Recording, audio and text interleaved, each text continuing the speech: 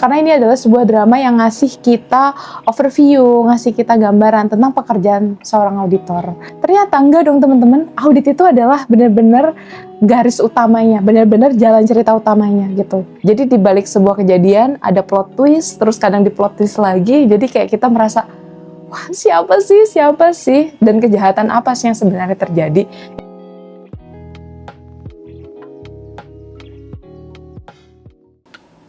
Hai teman-teman semuanya, apa kabar? Semoga semuanya dalam kondisi yang sehat walafiat. Jadi hari ini aku mau bahas satu drama yang menarik banget. Dan aku udah pengen banget bahas ini sejak aku selesai menonton. Karena aku selesai nonton tuh masih kayak yang,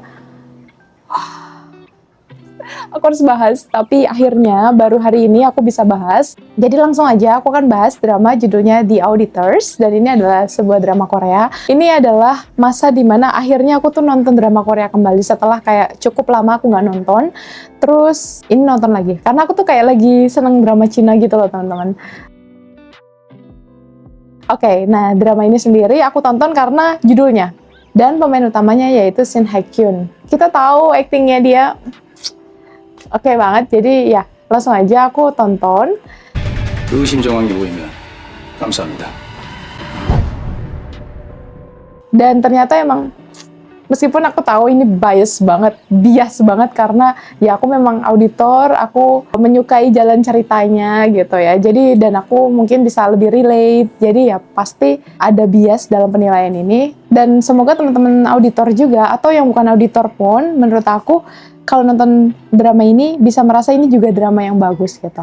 Sebelumnya aku mau ngucapin terima kasih banyak sama penulis skenarionya, sama sutradaranya, sama TVN yang sudah menyiarkan, dan segenap orang yang terlibat dalam produksi The Auditors ini, karena ini adalah sebuah drama yang ngasih kita overview, ngasih kita gambaran tentang pekerjaan seorang auditor dan bagaimana tim audit bekerja, baik itu tim audit internal khususnya, dan di situ juga ada cerita tentang audit eksternal. Jadi aku mau berterima kasih banget karena drama itu juga ngasih tahu kita loh sebenarnya apa sih signifikansi dari pekerjaan auditor. Karena kadang tuh auditor tuh buat apa sih ada di organisasi, tapi ya drama ini ngasih kita overview, ngasih kita gambaran kenapa profesi auditor itu ada di dunia ini. Bentar, ini suara bebek-bebek ini masuk gak sih? Mereka gemes banget, renang-renang gitu. Oke, tapi sebelumnya aku mau disclaimer dulu bahwa cerita yang ada di sini adalah cerita yang mungkin sudah dibumbu-bumbui lah ya teman-teman, karena untuk kepentingan drama. Di dunia nyata, pekerjaan auditor nggak semuanya kayak gitu, atau bahkan sebagian besarnya nggak begitu gitu, sampai yang investigasi banget, sampai yang berjuang, bertaruh nyawa, kejar-kejaran dengan orang yang dicurigai gitu. Kayaknya di dunia nyata nggak begitu-begitu amat ya, kecuali memang ada beberapa yang seperti auditor investigasi atau auditor-auditor yang khusus memang pekerjaannya untuk fraud dan sebagainya yang mungkin pekerjaannya seperti itu. Tapi secara umum pekerjaan saya nggak kayak gitu, tapi ya sisi-sisi auditnya tuh tetap sangat-sangat relatable gitu. Oke, nah teman-teman, jadi pertama kali aku dengar judulnya, aku tuh merasa, wah, apakah ini adalah sebuah romantic story atau romantic comedy gitu ya, yang latar belakang pekerjaan dari tokoh-tokohnya adalah audit. Ternyata enggak dong teman-teman, audit itu adalah benar-benar garis utamanya, benar-benar jalan cerita utamanya gitu. Dan bahkan romantiknya tuh ada nggak sih? Sangat-sangat minim, jadi aku merasa, wah ini penulisnya sampai punya kepercayaan diri yang sangat besar ya, bahwa karyanya ini akan diterima, bahwa cerita ini memang bagus, jadi dia bahkan nggak perlu menambahkan aspek romance atau aspek komedi, ini bener-bener pure cerita audit gitu ya.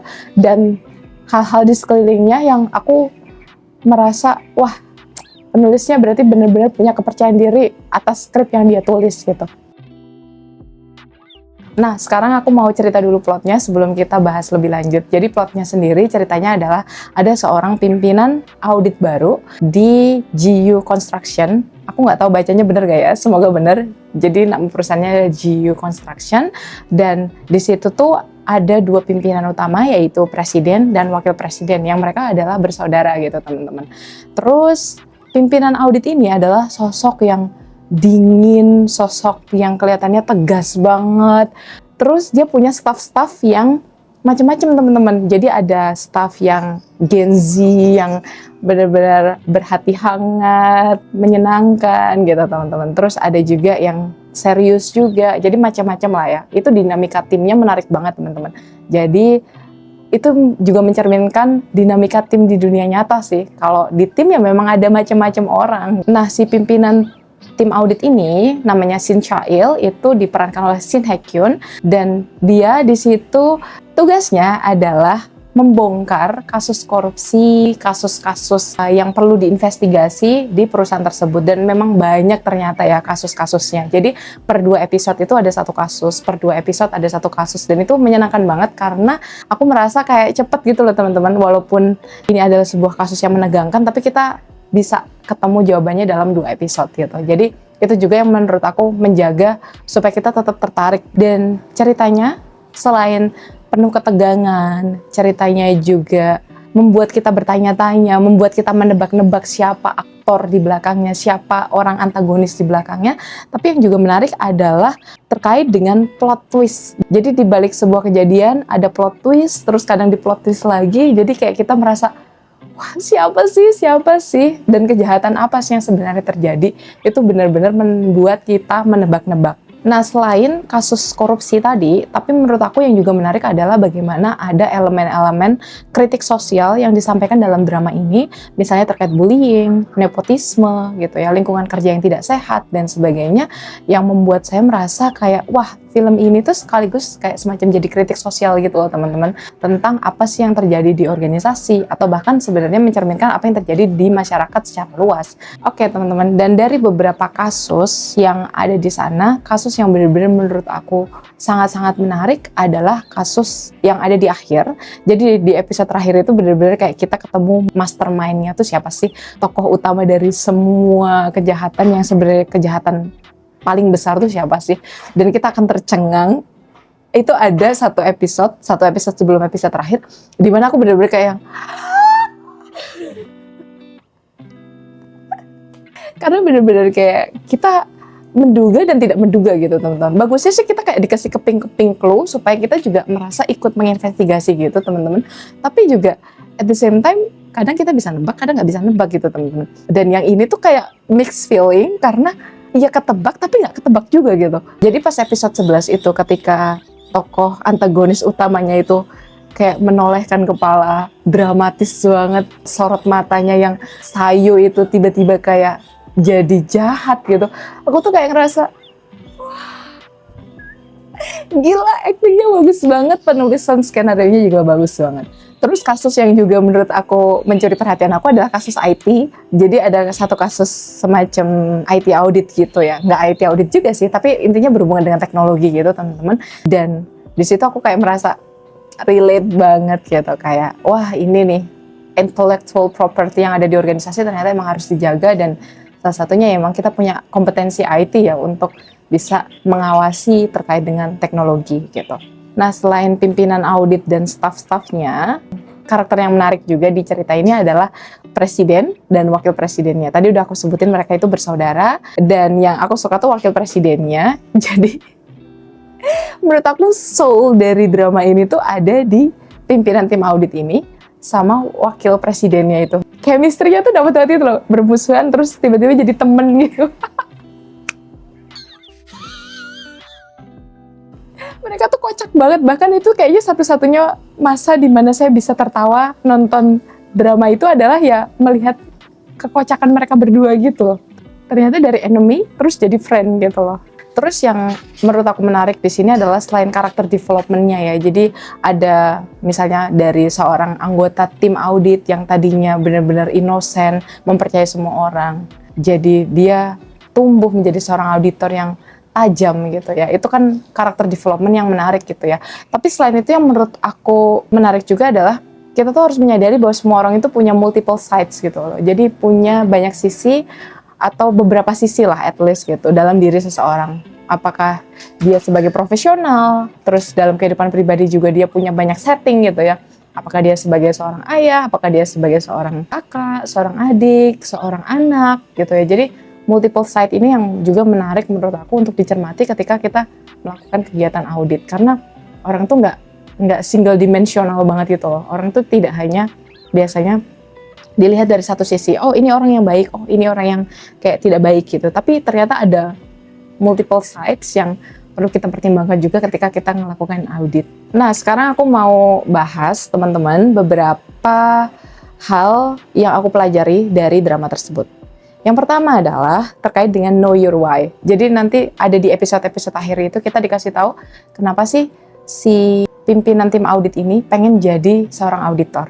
Dan kenapa dia menjadi auditor yang kayak gitu. Dan menurut saya penting banget buat teman-teman auditor juga untuk memang menemukan kenapa sih teman-teman pengen jadi auditor gitu. Karena dengan begitu kita tuh jadi punya nyala api di dalam diri kita yang membuat kita merasa harus bekerja dengan baik, yang membuat kita mengusahakan dengan sungguh-sungguh gitu. Jadi ada beberapa sahabat saya yang saya selalu bertanya-tanya gitu ya, kenapa ya mereka tuh bisa bekerja sebagus itu, sesemangat itu gitu. Ternyata ketika saya pelajari lebih lanjut dan ngobrol sama mereka, mereka itu punya alasan, mereka itu punya reason, mereka itu punya sesuatu yang melatar belakangi kenapa mereka menjadi auditor. Dan karena saya bekerja di sektor publik, teman-teman saya yang sangat cinta sama Indonesia, sangat pengen memajukan rakyatnya, dan sebagainya, itu adalah orang-orang yang benar-benar kerjanya tuh bagus gitu loh teman-teman, yang nggak cuman bekerja sampai sini ya udah cukup gitu. Tapi kalau dia bisa mengusahakan lebih, itu biasanya mengusahakan lebih, dan itu yang membuat saya merasa ya memang you have to know your why untuk menjadi auditor yang baik gitu, untuk menjadi auditor yang penuh semangat, untuk menjadi auditor yang nyala apinya tuh membara gitu teman-teman. Nah, yang kedua adalah terkait dengan skeptisme profesional. Jadi di drama ini juga diceritakan bagaimana awalnya ada seorang karakter yang memandang semua orang tuh baik, tidak mencurigai siapapun, melihat orang tuh pasti motifnya tuh baik gitu. Tapi ternyata di perjalanannya dia membuktikan bahwa iya, nggak selalu orang yang terlihat baik itu orang baik, dan sebaliknya gitu. Jadi ya memang kita harus skeptis, tapi harus profesional ya teman-teman. Nggak terus mencurigai semua orang tanpa alasan, tapi harusnya kita secara profesional kita punya keraguan-raguan terhadap orang lain, terutama dalam menjalankan pekerjaan kita sebagai auditor. Ini juga menurut saya insight yang menarik, yaitu terkait dengan bagaimana sih sebagai seorang pimpinan kita tuh harus tahu karakter dari masing-masing dan bagaimana kita bisa sebaik-baiknya memanfaatkan itu untuk kepentingan tim atau kepentingan yang lebih besar gitu. Jadi di situ diceritakan bahwa orang tuh ada yang beda-beda gitu loh teman-teman. Staffnya itu berbeda-beda karakternya, dan pada akhirnya ketika pimpinannya bisa menggunakan dengan sebaik-baiknya, itu mereka akan berkontribusi maksimal. Itulah kenapa kadang kalau saya ngelihat orang, oh orang ini tuh maksimalnya kalau dikasih pekerjaan seperti ini. Orang ini bagusnya kalau dikasih pekerjaan seperti ini. Dan sebagai seorang IT audit team leader baru, saya tuh merasa belajar dari kasus itu gitu, bahwa ya memang saya nggak bisa kayak gebuk rata gitu loh, bahwa semua orang itu sama. Saya harus melihat setiap orang itu berbeda-beda dan mereka punya keunikan, punya keunggulan dan kekurangan masing-masing, yang kalau kita bisa mengolahnya dengan baik, kita bisa bangun chemistry-nya juga, itu akan bisa jadi kekuatan tim yang baik. Oke, insight selanjutnya adalah terkait dengan root cause. Nah, jadi kadang-kadang kalau kita melihat sebuah kasus, itu di permukaan teman-teman. Padahal kalau dari drama itu kita melihat bahwa di balik sebuah kejadian itu ada root cause-nya. Bahkan bisa jadi kalau di metode 5 whys gitu ya, jadi kenapa sampai 5 kali gitu teman-teman.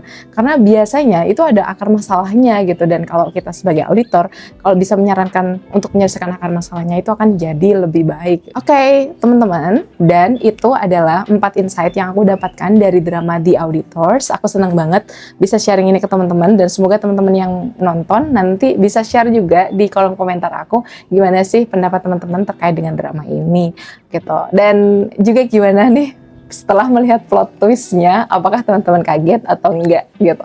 Oke teman-teman, jadi demikian cerita aku terkait dengan drama The Auditors. Dan kalau aku boleh secara personal berpendapat, aku tuh pengen ada season 2-nya karena aku pengen ngelanjutin ceritanya Shin Chail ini sebagai pimpinan audit di tempat lain gitu. Oke teman-teman, dan begitu saja cerita dari aku hari ini. Semoga ini bermanfaat atau at least menghibur teman-teman. Apa itu menghibur? Dan sampai bertemu di episode selanjutnya. Dadah. Annyeong. Annyeonghaseyo. Korea banget ya gara-gara lagi bahas drama Korea.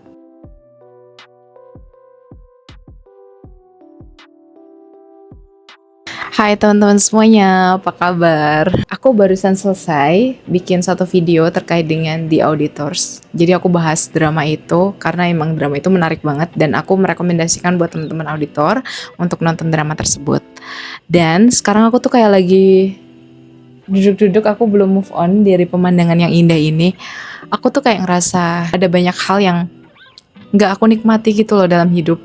Aku merasa terlalu sibuk berkejaran dan nggak tahu yang dikejar apa, nggak tahu kenapa harus berkejaran juga gitu. Tapi ya memang karena udah jadi tuntutan pekerjaan, tuntutan kehidupan.